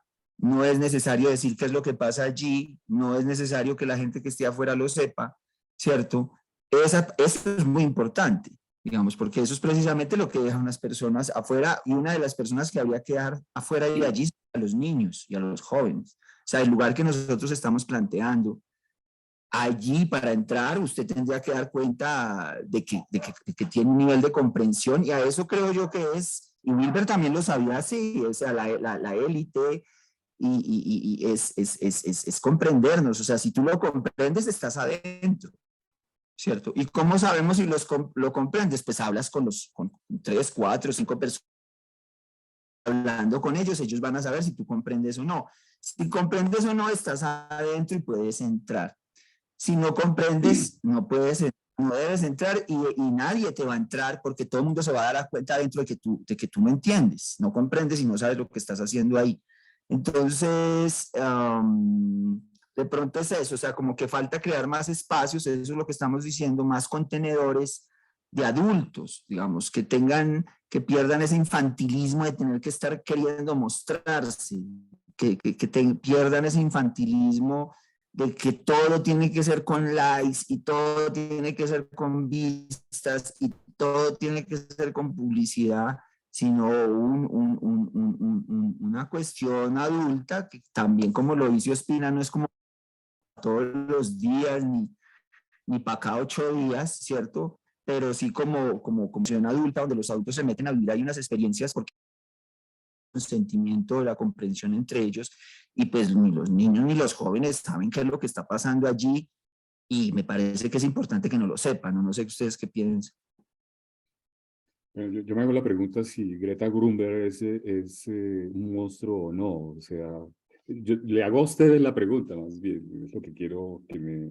Yo diría que Greta Thunberg es una niña virgen que no ha perdido la virginidad, y como no ha perdido la virginidad, entonces supone que es, como dice Andrés, como un chivo expiatorio para la sociedad, digamos, de la virgen que hay que sacrificar para poder pagar como el asunto a ver si de pronto el climático para o esta clase de cosas. Pero creo pues que lo que tenemos ahí es una niña que no tiene ninguna experiencia, como lo dices tú, en las monstruosidades normales del romanticismo entre humanos. Entonces, pues, ¿qué visión puede tener ella holística, si vamos a eso? ¿Qué gran y profunda, psicoanalíticamente profunda de la realidad? Ninguna. Entonces, prácticamente todo lo que ella está diciendo es como algo que no tiene mucho sentido adulto, es lo que digo yo, que no tiene mucho, o sea, no. Lo que a mí me parece que lo que hace notar, pienso yo, es precisamente el grado de infantilización en el que estamos, hasta el punto de que los adultos tienen que tener un límite de 13 años para poder decir que tienen, pero yo creo que los serios no están ahí. O sea, si tú te pones a mirar la gente seria en términos de cambio climático, la gente seria en términos de investigación, no está siguiendo a Greta Thunberg ni está pendiente de qué es lo que hace, porque pues por ahí no vamos para ninguna parte. ¿O qué piensan ustedes? Yo diría que Greta Thunberg no perdona a nadie por ese mundo tan corto que tiene. No perdona a nadie. Nosotros sí, efecto invernadero, campo morfogenético, cambio climático, póngale títulos de los que quiera, pero uno también, cuando es abierto y solidario, también va entendiendo que No es que hay unos malos, malos, re malos que están dedicados, que son los monstruos, dedicados a hacer el mal, el mal, el mal. No, eso se desbordó. Y uno también tiene que tener esa compasión abierta. Yo, un Greta Thunberg lo que diría es, no perdona a nadie, porque ella no ha tenido esa izquierda, no la ha explorado, no se ha abierto a ella, no la ha visto que la tiene en el interior, la tiene también en el interior. Si ella no la ve en su interior, pues no perdona absolutamente a nadie. Y eso es, los monstruos de derecha o izquierda o de arriba o abajo son igualmente fuertes, ¿no? Son muy Eso violentos. como infantiles, o sea, infantiles, es decir, o sea, son infantiles, no importa cuánto piensen infantiles porque no pueden, uno no puede mentir las experiencias de la vida y de la edad y también de que sean como sabias o pertinentes, es decir, que se vayan desarrollando en una infancia, en una adolescencia, en una adultez, porque es que es eso lo que hay que nos damos cuenta también de cuánto estamos conversando, porque si es una verdadera filosofía, es una verdadera obra profunda como lo que plantea a Andrés, pues tiene que ser hecha con mucho tiempo y hay que conversar mucho y hay que sacrificarse mucho y hay que pasar por muchas angustias y muchas ansiedades y eso va dándole al producto unos elementos que con el tiempo, con los años, con muchos años, van a empezar a generar cosas que realmente transpiren como esa conversación. ¿Con que a los 13 años, o sea, esa muchachita con quién conversa? No lo sé. No sé con quién carajos, quién sea su interlocutor. De pronto otros niños de la edad de ella, ¿no? No, y hay una cosa que no se puede llevar ciertas cosas a los No, niños chiquitos para no ya no es muy social. retraumatizarlos. No se puede retraumatizar a la infancia tampoco con los temas de los adultos, porque eso es otra cosa que pasa con lo del, con la Comisión de la Verdad. Un niño de 5, 6, 7 años no tiene por qué estar recibiendo una cantidad abrumadora de cosas que él no tiene el sistema cognitivo para digerir toda esa serie de informaciones tan. Entonces tampoco podemos también ni infantilizar ni adultificar a los niños, porque tampoco es dejar vivir los tiempos que se vayan viviendo de unas maneras más naturales para evitar como las cosas, los bypass espirituales y todas esas vainas. Pero lo que yo sí siento es que el activismo, a mí sí me gusta más, por ejemplo, como activista, el de Occupy Wall Street, Mika White, en un activismo más enfocado como un activismo espiritual. Yo lo siento ahorita muy fuerte él allá en Oregon y veo que él se está conversando con gente como con David Graeber, que fue el que ahorita refundó una manera diferente de ver la historia y está como cercano como un grupo de pensadores allá en Estados Unidos haciendo su trabajo. Él fue como uno de los pioneros de Occupy y después de unos años escribió como su experiencia. Y me gusta más como los usos tácticos de las tecnologías, lo que está abordando también mucho más consciente de las direcciones por donde se está moviendo la historia. Es un pensador y que está dialogando y está abierto a hablar también con los movimientos de Black Lives Matter y con toda la gente para empezar a hacer un metamovimiento. Es que estamos en un tiempo de metamovimientos, no ya no el movimiento de cada uno en lo suyo, sino como de, y para eso se requiere pues una madurez, un poquito de madurez, porque es que si estábamos como antes, donde cada quien estaba tratando de meter al otro en lo que estaba pensando y creer que estaba en su propia verdad, eso no construye ninguna política. Y lo otro es también trascendiendo algo maduro en términos del cambio climático, es trascender un poquito también las distopías, de que se va a acabar el mundo y que el agua se va a acabar. Esas cosas no nos van a servir mucho para nosotros, lo que llaman en las teorías del caos las condiciones iniciales. En las condiciones iniciales es muy sensible todo lo que se haga y todo lo que se piense y todo lo que se narre y todo lo que se haga. Entonces, como que con una distopía tan profunda, de esas condiciones iniciales se van a quedar es como en la inercia y atascadas. Entonces, yo siento que, yo no siento el discurso de Greta y de algunos de los que están ahí como lo protópico. Yo veo es como una cosa más mediática, ¿cierto? Pero no creo que ni siquiera eso alcance a impulsar a los jóvenes en hacer cambios profundos. No lo veo mucho por ahí. Yo siento más bien es que el cambio es como afectar en el mundo, pero en pequeños mundos, como hacer el pequeño mundo. Ese sería lo protópico, como el pequeño mundo donde tú afectas tu pequeña comunidad con tus pequeñas herramientas, con tus propias limitaciones, pero eres más sensato en que es ahí en ese mundo que se hace la transformación y que eso pues realmente pues está ligado a los otros sistemas. Como el pensamiento de sistemas dice, que los sistemas pues están anidados y todos están pero no creo mucho como en ese liderazgo así solamente de un ser allá como en el curubito, no, yo pienso más bien en eso, en otras cosas más pequeñitas, no tan mediatizadas, siento yo. Sí, ahí tenemos que tener cuidado, como dice Ospina también, y ahí es donde está la línea negra, o sea, los mamos hablan de la línea negra divide el mundo de los vivos del mundo de los muertos, el mundo de los muertos para ellos es donde van a hacer sus pagamentos, sus cosas, pero hay una línea muy clara, y allá no pasa sino de vez en cuando, lo mismo que dice Ospina, no vive allá, solo los sacerdotes y los monjes mantienen por allá. Solo los chamanes mantienen por allá como más tiempo que lo normal, pero digamos como que el resto de la gente va una vez al año, o cuando se murió un ser querido, o cuando hay una enfermedad en la familia o en la tribu, hay un problema, entonces se pasa allá con mucho cuidado y la línea está como, claro, o sea, es un territorio específico, no es como abstracta, sino que es muy concreto que ese trabajo, digamos, con lo oscuro o lo negativo también como lo han llamado en ese nuevo ancestral, en los nuevos ancestralismos en Colombia que llaman ese tratamiento con lo negativo, que fue una de las cosas que a mí me llamó más la atención, porque ellos pagan también al negativo, en cambio uno estaba acostumbrado, por ejemplo, en el catolicismo, que al diablo hay que tenerlo afuera y no darle de comer. En lo ancestral, al diablo también se le da de comer, precisamente para que esté contento, para que no se, para que bravo y para que no envidie y para que no quiera venir a matar las cosas. Si creemos esto como en egregores, ¿no? Como en espíritus que la comunidad crea y que le permiten la autoorganización. Entonces yo creo que eso mismo nos dice que nosotros también tenemos que tener un tipo de línea negra también, o sea, tenemos esos elementos que nos permiten diseñar amistad y diseñar comunidad, como que esa línea es muy importante, una línea que separa como unas cosas íntimas y privadas y muy sagradas de otras cosas que son el día a día, ¿no? A mí me llama la atención, James, preguntarte algo, y es como en términos de la tribalidad y la retribalización de la sociedad, el sentido de los arquetipos, de la arquetipología, que Alexander Barr también hace como sí, conciencia un poco como del arquetipo, y él dice que eso nutriría potentemente la psicología y potentemente la tribalidad, porque es como reconocer tu arquetipo, quiere decir aquellas cosas que tú haces bien y que por las cuales tu comunidad te reconoce. Y me gustaría que habláramos un poquito de eso, porque eso me parece como clave también a la hora de la construcción de estas configuraciones. El argumento de Alexander Barr es el siguiente. Un montón de gente que ha creado un campo de conocimiento que llaman la nomadología.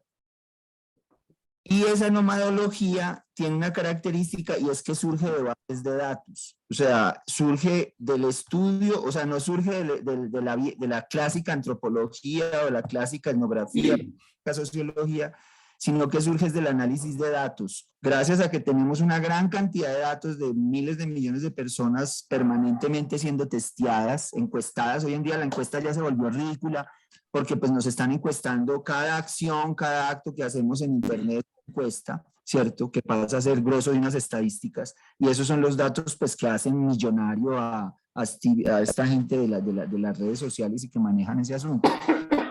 Eso, lo que han podido darse cuenta es que el comportamiento de las personas sigue siendo tribal, sigue siendo nomadológico, sigue respondiendo independientemente de las han dicho los sociólogos que estudiaron 2 o 3 tribus, o lo que haya dicho Lévi-Strauss o lo que sea, digamos como que hay unos datos muy precisos hoy de cómo nos comportamos nosotros realmente, mientras creemos que nadie nos está encuestando, que además es muy interesante porque ni siquiera estamos interactuando con la internet de una manera consciente, sino inconsciente, por tanto es una muy buena encuesta, es decir, todo el tiempo le estamos dando a internet la verdad, porque no estamos pensando ni siquiera que nos están encuestando, sino que creemos que estamos solos navegando. Y mentiras que pues eso lo testean y gracias a eso pues tienen esos datos y de ahí es que ha salido esta idea de que la humanidad se sigue comportando de manera nomadológica, siguen haciendo pequeños grupos, las relaciones siguen siendo pequeñas, nunca es más de un número de personas con la que tú realmente te comunicas, el grupo con el que realmente te comprendes y te entiendes siempre pequeño y nunca es esa gran red inmensa que la gente cree que hay ahí. última solo logra procesar una inteligencia artificial. Gracias a eso, entonces, se ha visto que seguimos comportándonos como nos hemos comportado desde hace 30.000, 40.000, 50.000 años. Por tanto, pesa como una memoria genética y genética en nuestra forma de ser. Es decir, que de cierta manera nosotros somos como siempre hemos sido. Dicho de otro modo, es que siempre ha habido alguien como Andrés, siempre ha habido alguien como Fernando Espina, siempre ha habido alguien como Fernando Baena, siempre ha habido alguien como James Delgado. Y hay más gente como James Delgado y hay más gente como desde hace 30.000 o 40.000 o 50.000 años, personas con nosotros siempre han existido. Lo que plantea entonces es que si nosotros podemos identificar claramente nuestro arquetipo, que ese sería el arquetipo, o sea, una especie de hábito de padre a hijo sin ninguna ruptura desde miles de años atrás, podemos, entonces, tipos, de dos arquetipos, que es el arquetipo primario y el arquetipo secundario. El arquetipo primario es aquello que tú haces y que todo el mundo le parece que es muy complicado, pero para ti es muy fácil. Básicamente es eso, ¿cierto? O sea, tus amigos lo miran, otras personas lo miran y lo ven, y, puche, pero tú ¿cómo hiciste eso? Y para ti es lo más sencillo del mundo. Un poco como, por poner un ejemplo, como la impresión de Baena frente a la capacidad, bueno, no sé, de red o interpersonal o de Andrés, digamos, que Baena siempre ha dado como la sorpresa de juepucha, pero es que este Andrés, ¿cómo hace eso? Y resulta que Andrés, si lo ha hecho en estos días a la velocidad que lo ha hecho, es que para él es solo llamar y ya, y ponerse a conversar y ya, digamos. Una cosa que para otras personas puede ser estudiar y prepararse, para una persona es muy habitual. Entonces eso es como el arquetipo principal. Y existe un arquetipo secundario que es aquel que me genera esfuerzo, que yo realmente me tengo que esforzar y normalmente pues lo uso porque me toca pagar arriendo o porque me toca pues comer o porque sí, es más como porque me toca y entonces algo tengo que hacer y pues puede que no sea lo que yo estudié o lo que yo aprendí, pero me toca hacer lo que sea para poder pues, comer y para poder dormir y todas esas cosas. Ese sería el arquetipo secundario. En principio, entonces, lo que Alexander Ball plantea es, pues, hazle al arquetipo secundario, porque el arquetipo secundario es fundamental para tu sobrevivencia, ¿cierto?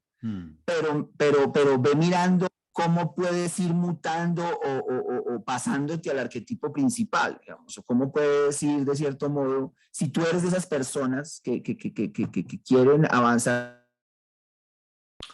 como más que diríamos, no sé, como esta pequeña teoría como de eficiencia, ¿no? Como de eficiencia también y de funcionalidad. ¿En qué es que eres más funcional? Digamos, ¿en qué es que eres como más habilidoso? Entonces, en ese arquetipo secundario, la historia de Alexander Ball es que el arquetipo secundario de él supuestamente era músico, un músico que él considera que no era muy bueno, pero tenía mucha inteligencia y supo jugársela y ganó mucho dinero.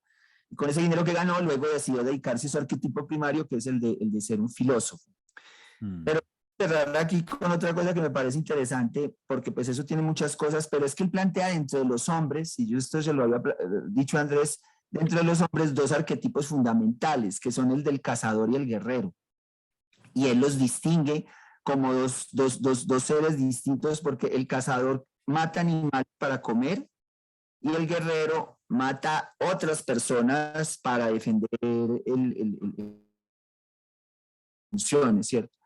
Y es muy interesante porque él plantea que esos dos arquetipos no pueden estar en una misma persona, porque cuando esos dos arquetipos están, o sea, una misma persona no puede ser guerrero y cazador, porque cuando esos dos arquetipos están en una misma persona, aparece la tiranía, aparece el tirano, ¿cierto? Entonces, deben ser distintos y deben estar en personas distintas y debe haber cierta especie como de respeto, de mutuo admiración de parte de uno de los otros.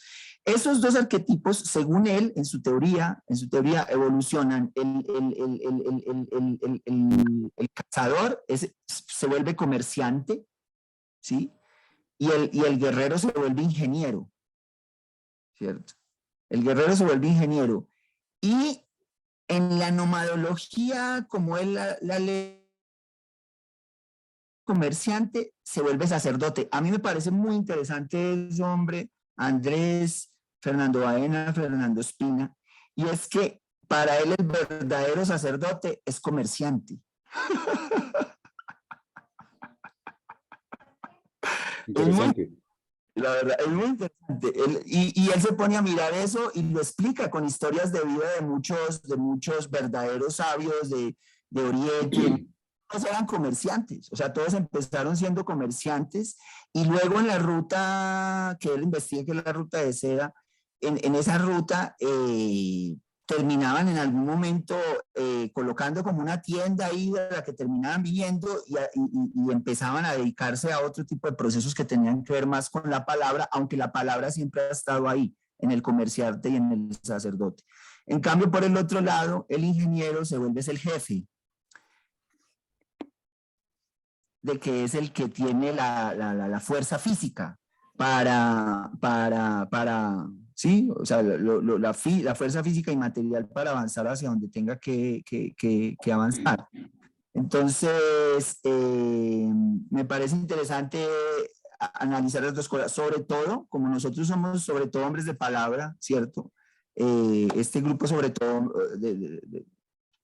tiene esa dimensión de palabra. Muy interesante pensar eso de la relación entre que los verdaderos, o sea, la palabra verdadera es la del comerciante. Oye, podrían escribir, James, ahí en el chat el nombre de Alexander Bard. Yo no lo conozco y Bard no sé si es B-A-R-R o algo así. Bard, con D. Ah, es Bard, B-A-R-D. como de bardo. Sí, listo.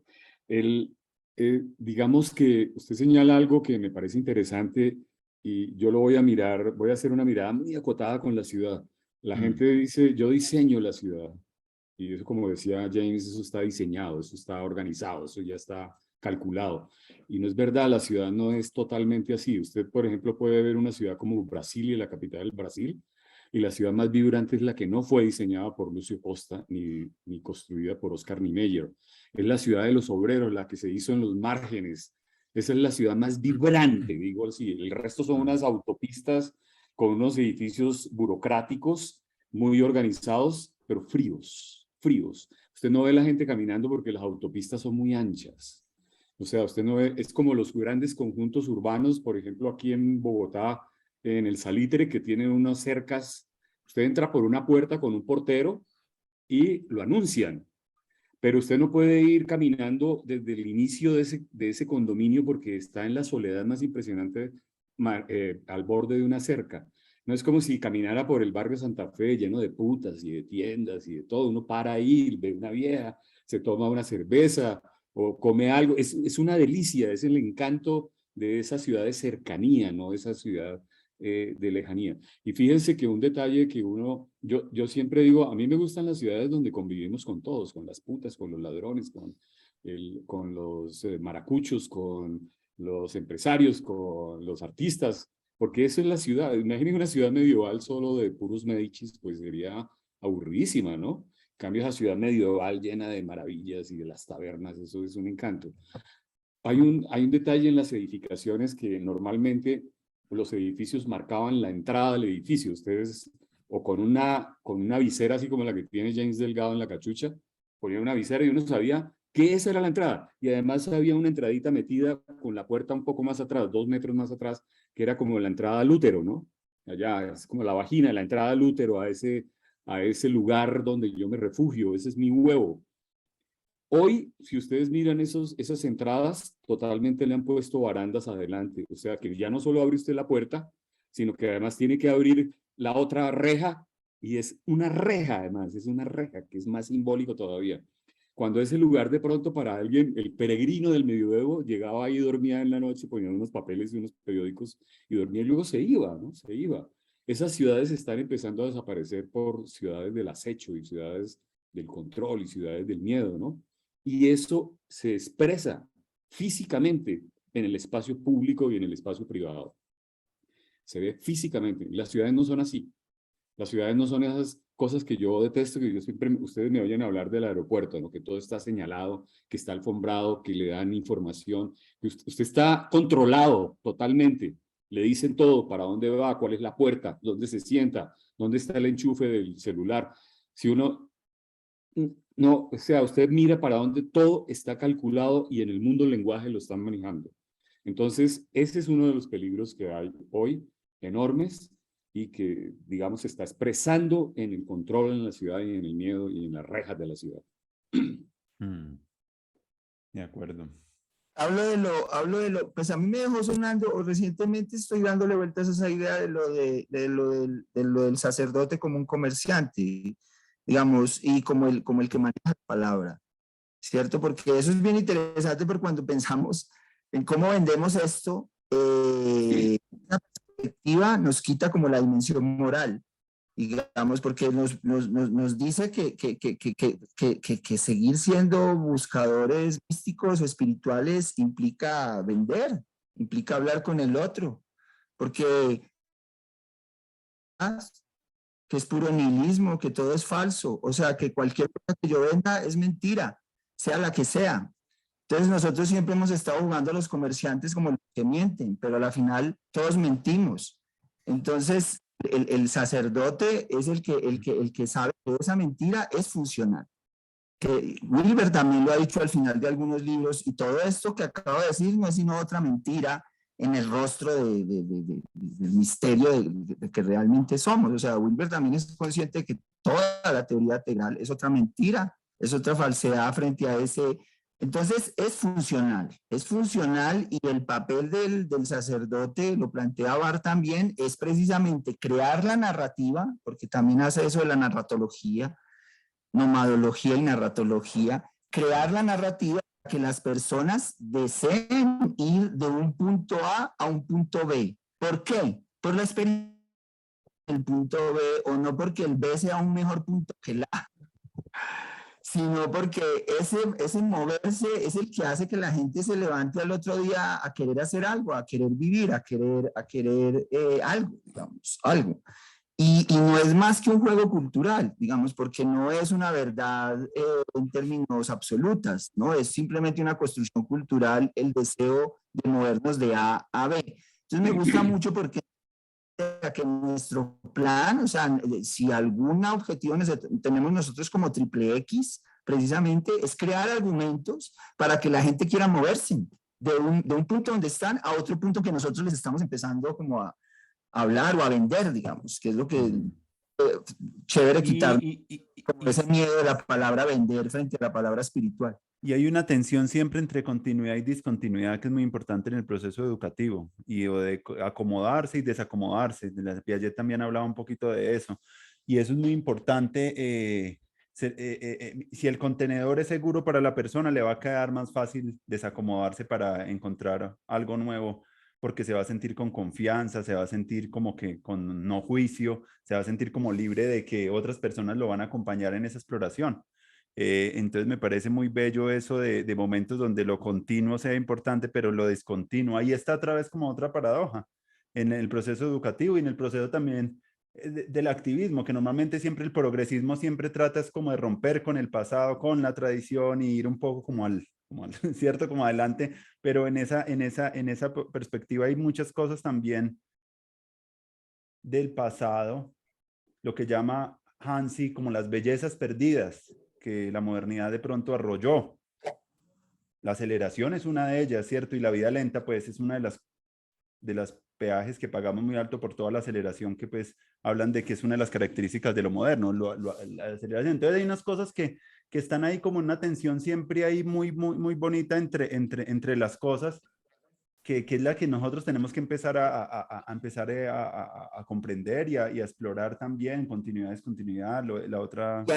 Y a llevarlos, Andrés, y a realmente saber que esto no funciona sino en la medida que queramos mover gente de un punto a otro. O sea, y como te digo, ¿y por qué lo hacemos? Porque es que eso es lo que le da sentido al día a día de todas las personas. Si no tenemos puntos a donde mover, que ese punto es la verdad última, no, eso no existe. Eso no existe, sino que es simplemente funcional para nosotros, ¿cierto? Para disfrutar este día, para tener algo que hacer. Pero eso necesita unas personas que sean capaces de crear una narrativa, como Wilber, como como Hegel, como Nietzsche, como dar una narrativa que motive a que la gente se mueva de un lado a otro. Y eso es lo que hace una tribu, de cierta manera, y un clan, unos clanes, ¿cierto? Y es que copian como, está chévere el camino, como lo que llamas tú también como el currículo como viaje, ¿cierto? Es como, yo ese viaje, pero ese viaje yo sé que en últimas no es la verdad última. O sea, ese viaje no es eso que Wilber plantea de que yo sé exactamente cuál es la etapa que sigue. No, yo no sé qué etapa sigue, pero sí sé que tenemos que movernos, tenemos que aspirar a algo si queremos seguir vivos y si queremos seguir aprendiendo y si queremos seguir haciendo. No nos podemos conformar como con una paz que no se mueve, digamos, algo así, ¿cierto? Sino que necesitamos como motivarnos. Las motivaciones, pues ahorita nos las dan Y mira una cosa bonita como que Pilar comentaba del encuentro, que dijo algo muy bonito, y es que qué chévere, porque como escuchar esas voces tan diferentes a las mías, como que ya de una ya desacomoda, porque normalmente la gente se encuentra desde, por ejemplo, la academia y hay unos discursos como que se retroalimentan mutuamente y entran en un estado de confort. Estamos en un momento donde también como que esa diversidad también es algo monstruoso, porque es uy, juepucha, ¿cómo así que me está hablando de gastrosofía?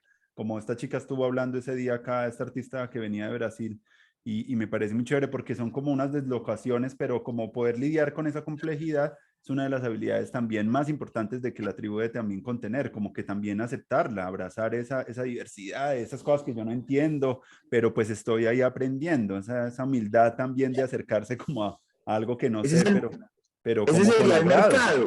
Eso Ese es sería el bonito. mercado. Y dentro de las cositas del Zen, de las 10 estampas del Zen, ¿cierto? Todo como pintan ellos, acuerdas ese currículo de ese viaje, de ir de A a B, ellos proponen pues la iluminación como B, en realidad es el comienzo de todo, o sea, la última imagen es entrar al mercado, o sea, ya después de un proceso como de limpieza de tu cuerpo, ya estás listo para entrar con las manos abiertas a la plaza de mercado. Ya, pero para nosotros entonces ahí no es el final, sino el comienzo. Verdadero comienzo, o sea, es como, y además no hay una iluminación definitiva, sino que tú vas a entrar a la plaza de mercado, vas a estar un tiempo ahí, te vas a volver a estresar, te vas a volver a cansar y te va a tocar volver otra vez al monasterio, otra vez a limpiarte, como a volver a iluminarte, digamos, a protoiluminarte, digamos como en la protopía, ¿cierto? Como protoiluminación, es decir, una iluminación que te va a durar unos días, un tiempo, pero que se te va a volver a caer, se te va a volver a apagar el bombillo y te toca regresar otra vez donde los sacerdotes, la narrativa para que tú quieras seguir viviendo, para que tengas ganas de vivir, para que, es que tengo 3 hijos, embaracé a mi esposa, yo no sé qué, tú tengas ese discurso que le diga, hágale.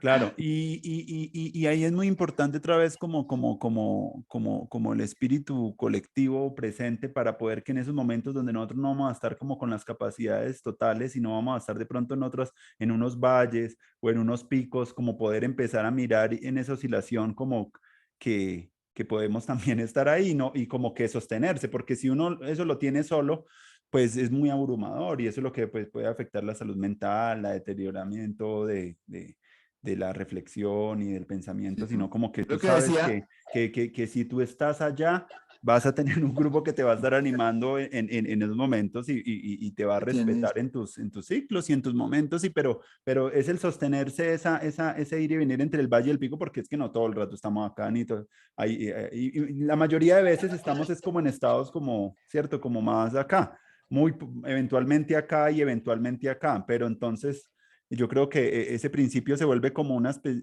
especie como de sincron. Uno va también a esos espacios a sincronizar otra vez como las cosas, a organizar, a ver con mayor claridad lo que de pronto está intuyendo y a encontrar que en el otro siempre va a encontrar como alguien que te va a escuchar y te va a ofrecer algo de lo que tú estás pensando y no como te va a juzgar o te va a reclamar, sino que te vas a motivar para esas ganas de vivir que tú estabas diciendo, que es como...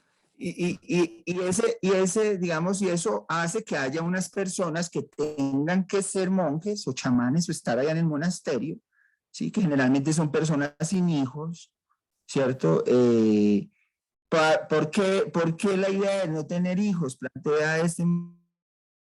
Yo no estoy tratando de hacer lo que estoy haciendo para heredarlo a mis hijos, sino que el monje no tiene hijos porque entonces así sabe que lo que él crea es para heredarle a la comunidad, ¿cierto? A los hijos de los otros. Por eso se supone que a la final estos chamanes, bueno, en fin, es una especie como de gente que va a tener la licencia de estar allá en los monasterios, porque alguien va a tener que estar allá, así como otros van a estar aquí en la plaza de mercado, digamos, todo el tiempo. Pero hay ese camino de, ¿cómo es que se llama? El camino de Santiago, va a estar todo el tiempo ahí, ¿cierto? El camino que le permite a la gente, pero entonces no son procesos ya, como decíamos, iluminaciones definitivas, o sea, ya no creemos en que alguien se ilumine de manera definitiva, sino que las iluminaciones, las protopías son momentáneas y por eso de cierta manera hay que estar volviendo, y en ese caso es que nosotros somos importantes, porque de algún modo de o estas universidades del futuro, yo siento que una parte importante es que son monasterios, ¿cierto? Monasterios que están preparando a la gente para entrar en los mercados, que es como lo que nosotros también necesitamos que exista, porque allá en los mercados es donde el papá encuentra el mercado para sus hijos, y allá en el mercado es donde usted encuentra los materiales para su casa, y allá en el mercado es donde usted encuentra incluso el encuentro con el extraño, ¿cierto? Con el que usted no conocía, e intercambian otras cosas, y bueno, hay una gran serie de experiencias. Entonces nosotros, como personas de palabra, como sacerdotes, como cazadores o algo así, es una función muy importante, y es estar como limpiando y lubricando a la gente y a nosotros mismos para que el mercado, esa palabra pues le molesta mucho a los anticapitalistas, pero digamos los intercambios se sigan, se permanezcan, que despierta cada día. Es como que ese mercado esté abierto y él pueda ir allá a vender y a comprar cosas. Esa esperanza tiene que mantener, y como que depende mucho de que nosotros podamos inspirarlos a nosotros y a las personas a que, a pesar de que sabemos que hay muchos como monstruos, ¿cierto? Estos monstruos, por eso de algún modo tenemos que volvernos como especialistas en los monstruos, para poder ayudarle, digamos, a las personas como a manejar su monstruo y estar volviendo de nuevo como a la funcionalidad de cada día, porque tampoco nos podemos plantear una utopía que se necesiten 3 años de aguantar hambre para empezar a comer, o 5 años sin pagar arriendo para empezar a pagar arriendo, o esa clase de cosas, sino que nos toca pagar el arriendo de este mes, y nos toca pagar la luz de este mes, y me toca desayunar hoy, y me toca almorzar. Tiene que estar abierto todo el tiempo, y hay que tener como una actitud más positiva de parte de nosotros, como más no tan moralista frente al intercambio y al mercado y toda esa cosa, y a las ventas y toda esa vaina. No, es que eso, Más yo creo que hay una tendencia ahí como a la confusión, porque como son cosas que son difíciles de ponerles precio, de las que estamos trabajando, son cosas como que no son tan tangibles en cuanto a la economía y eso. Entonces como que a veces nos abruma un poco, como que estamos lidiando como con cosas que tienen que ver con el significado, con el sentido, con la construcción de comunidad, con un tipo de cosas que pues sabemos que pues no son como especialmente valoradas por el capitalismo, ¿cierto? Pero pasando como a una transición a nuevos mercados, pues yo creo que eso sería muy bueno, incluso empezar a ponerle nombres a aquellas cosas que estamos haciendo, y que le hacemos de una manera muy intuitiva, pero sabemos que ahí está la atención, está la confianza, están un poco las habilidades interiores que también desarrollamos en esa serie. Estábamos hablando de que estamos entrenando, es como ahí.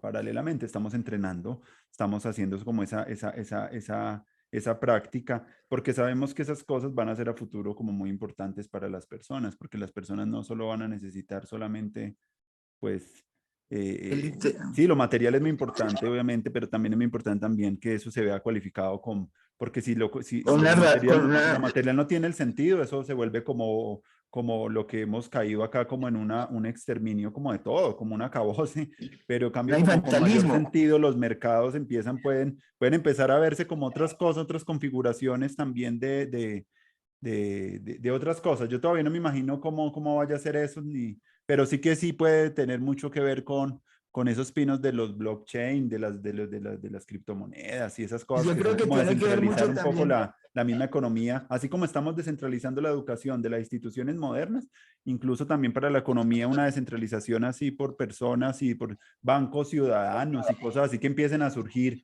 desde las mismas iniciativas, porque es que ya la información está para hacerlo, pero pues todavía falta como otra vez la retroalimentación de la economía para empezar La, a notar.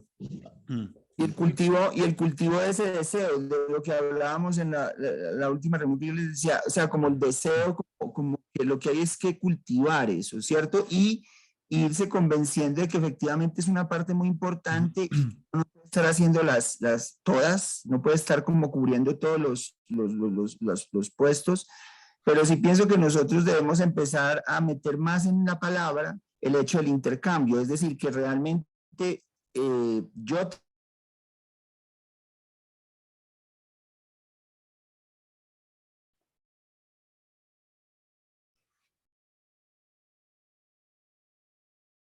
¿Se bloqueó?